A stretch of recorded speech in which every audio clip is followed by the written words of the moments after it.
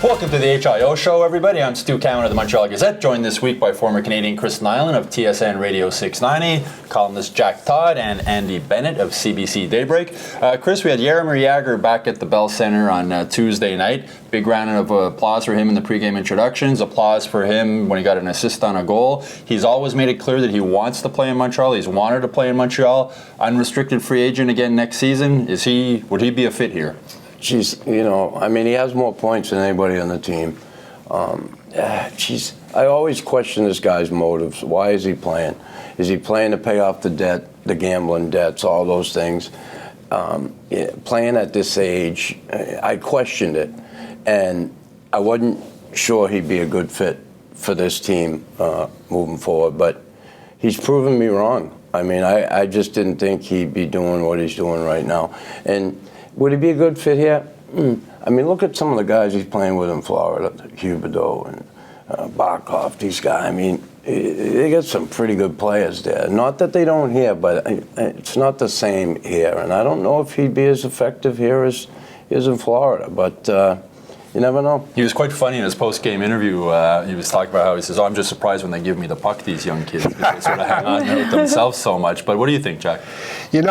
I think he's one of the strongest players I've ever seen. One of my first shocks when I came on the beat in '94 was seeing Jagr in the room, because I had this image of him as the skinny guy with the mullet, And you see him stripped down. Holy Jesus, even then. And now he's much more powerful. He's so strong on the puck. And every time I see the guy, when he's not playing, he's talking to these kids, talking. And I think he would have been great for Galchenyuk. I think he'd be good for anyone here. And I can see why they said no. They were going young. You got to figure a guy who's 40, 41, whatever, doesn't have that much left. Now we're 3 years 44. Later, and I'm not sure he can't play till he's 50. So I'd sign him. What the heck? I love Jagr. I always think, in the few times that I've spoken to him, he may be 44 years old, but when you look in his eyes, he has this weird twinkle in his eyes where he just looks like a kid when you're talking to him, and he has that. Be careful of his twinkle. Yeah, I've heard stories. Why do you think he wants to play here? Because he loves the pressure. It's the twinkle. But you look at a player like him and the impact that he could have on those young players in the room. But again, he's still performing at a high level. However, I agree with Chris. You look at that kid Barkov or whatever his name is. You don't need to do much for that kid to score. He's unbelievable. So I kind of think we may have missed the window on Jagr, as much as I do adore him. But you think maybe that 2011 when he'd said he wanted to come here, that would have been the moment. It was interesting talking to some of the young Habs players about him. 13 of the Habs players weren't born when he played his first NHL game, and they all remember the mullet. That's the thing they were talking about also. Now, Marc Bergevin wouldn't talk about the report that Michel Therrien apparently is coming back next season. Chris, just your thoughts on him not talking about it, and if he will come back? It's his choice, obviously. I just think if he doesn't let him go, it could be his undoing, Marc Bergevin. And that's what I worry about. I like Bergevin. I like the fact that, he wants to stick up for his coach, but to what point are you willing to go? Are you willing to go as far as, I'm going to put my job in jeopardy? And that's what I worry about. Use your head here. And again, is there a better option out there? That's the other thing you have to look at. And I know everybody's going to say, there's plenty better options, but are there really? That's what you have to look at and then make your decision there. I think his shelf life is over here.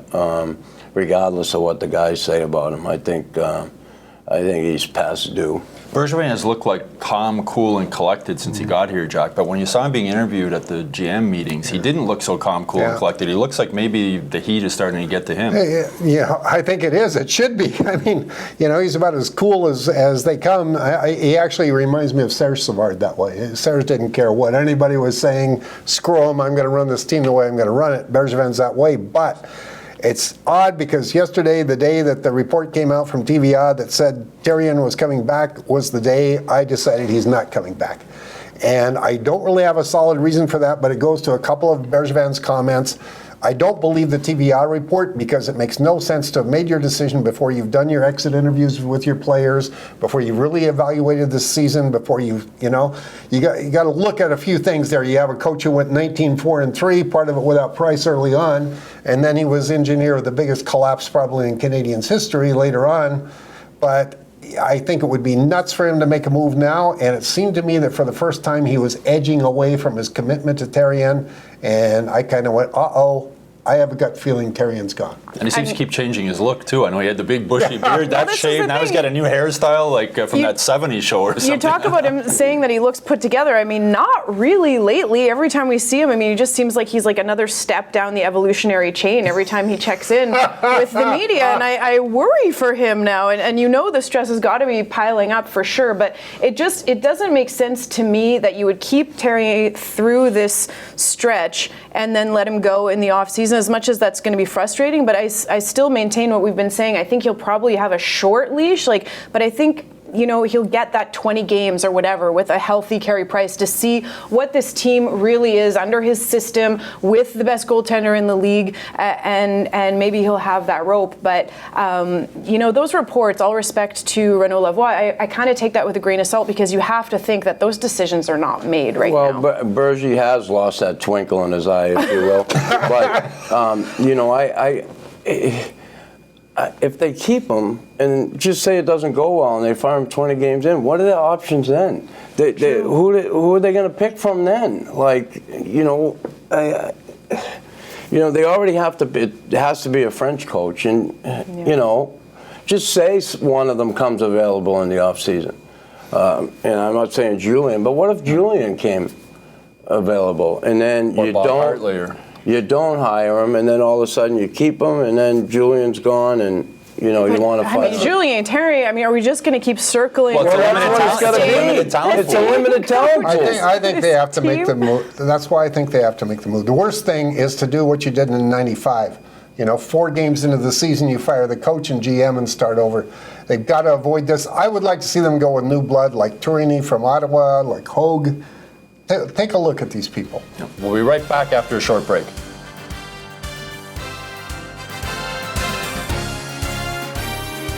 Welcome back, everybody. The Canadiens have 11 players on the injured list, Chris. They have 12 games left in the season. I don't think fans can expect too many victories. What are you looking forward to watching in these last 12 games?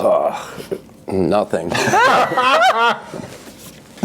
No, you know, I guess, you know, if I want to see if they're going to bring Price back, you know, I want to see Galchenyuk the rest of the way, see if he keeps up this pace. It's great what he's doing. He's got to do it over the course of a season.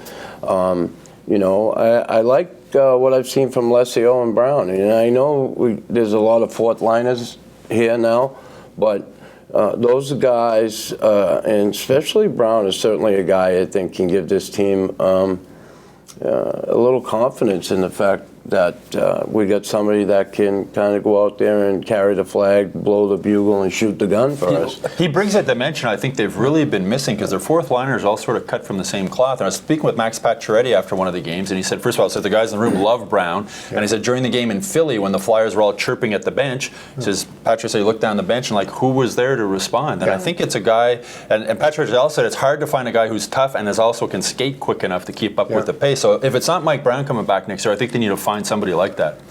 Bring him back. You know, the guy's fit in really well. He's filled a role, and he's done it well in a very short time. I really like Brown, and you can tell fans like him, the teammates like him, everybody likes him. Just like everybody likes this guy. I know.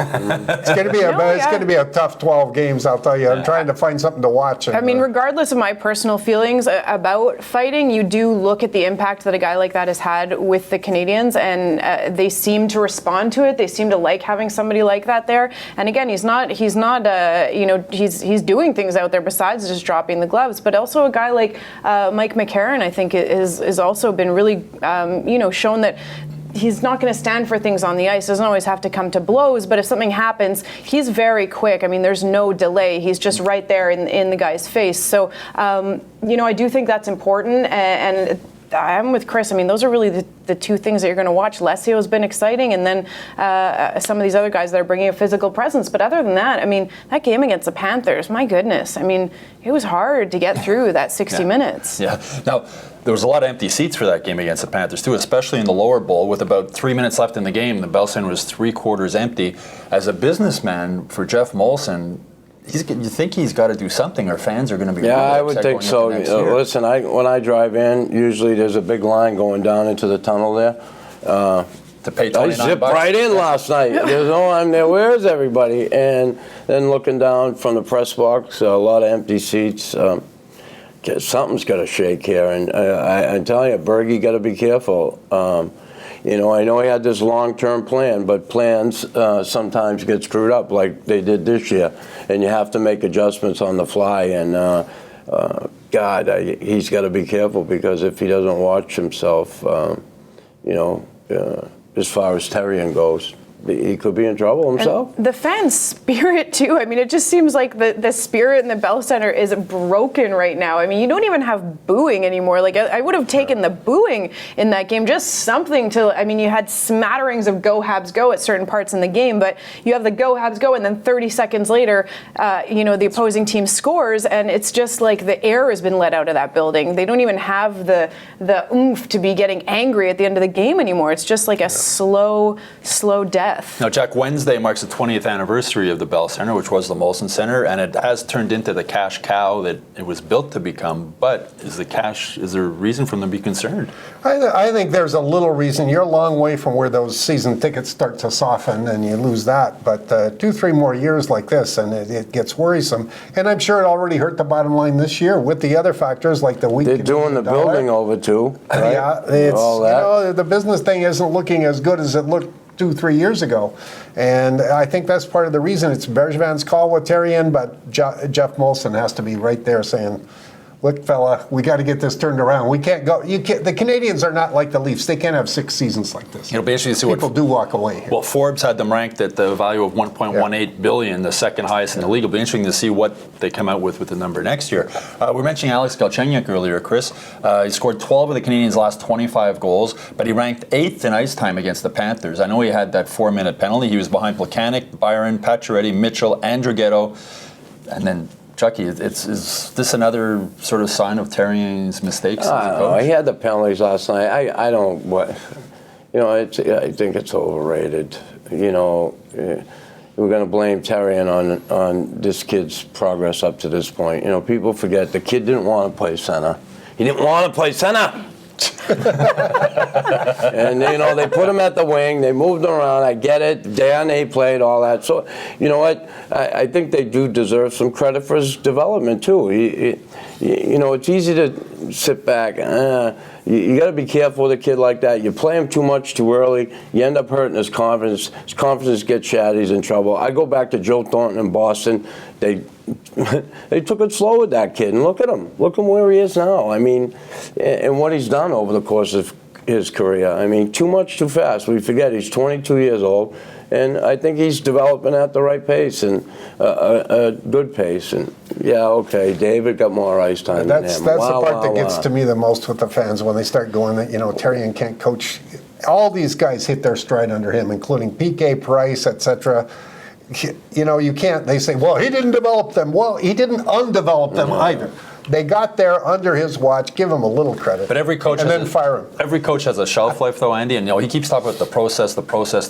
You wonder if that sort of gets tiring to the media. Look, of course, for us, the media gets tiresome to hear from it. But I mean, I've spoken to a few people about fans don't care about that kind of stuff. You know what I mean? The fans just want to see a good hockey game. And you hear Terrien talking about the process. That's because he's trying to answer the same question that he's asked over and over again about why this team isn't having success. But at a certain point, you do have to look at the reality of the fact that, just look at that sign that you saw at the game with "Get Well Soon," and then you had 12 numbers on that. That's your team right there. They're in the clinic right now. So it's just, I think that process is important, and we don't even know if the system or the process, which I roll my eyes because I'm, of course, sick of hearing that as well, but there's something to be said for that, and we haven't. How do you get that going when you have 12 new guys in the lineup that are essentially AHL players? Well, that's it for this week's show, everybody. We'll talk to you again next week.